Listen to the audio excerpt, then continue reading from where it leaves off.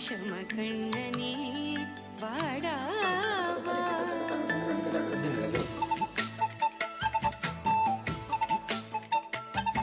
கண்ணுக்குள் கொத்தி வைப்பேன் என் செல்ல கண்ணனேவா தித்தித்த தைஜதிக்குள் என்னோடு ஆடவா